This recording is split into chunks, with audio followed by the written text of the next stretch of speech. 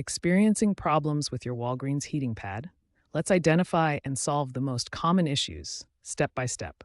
A blinking red light typically indicates one of several issues: connection problems, internal controller issues, damaged wires, overheating, or component failure. Here's how to troubleshoot these issues systematically. First, turn off and unplug the heating pad completely from the wall outlet.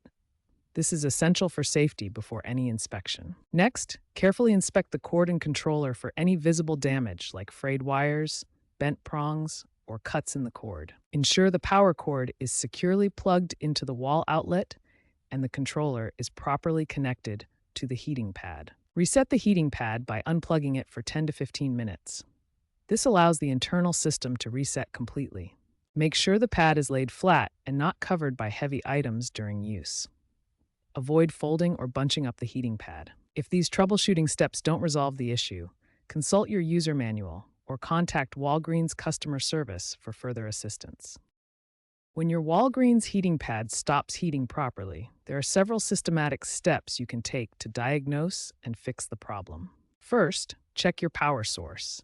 The most common issue is simply a faulty electrical outlet.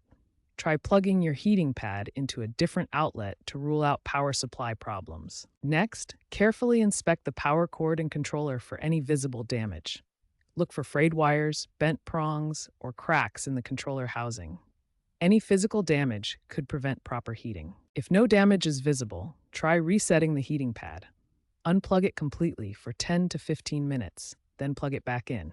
This can resolve many electronic glitches. After resetting, test each heat setting individually. Sometimes only certain temperature levels malfunction while others work normally. Many newer Walgreens heating pads include an automatic shutoff feature that turns off the pad after 2 hours for safety. This is normal behavior, not a malfunction. If timer settings appear incorrect, double-check your controller settings. However, if your heating pad is old, internal components may simply be worn out and need replacement. Important safety warning: while some DIY repairs are possible, modifying your heating pad can void the warranty and create serious safety hazards. Always exercise caution with electrical repairs. Finally, know when to replace your heating pad.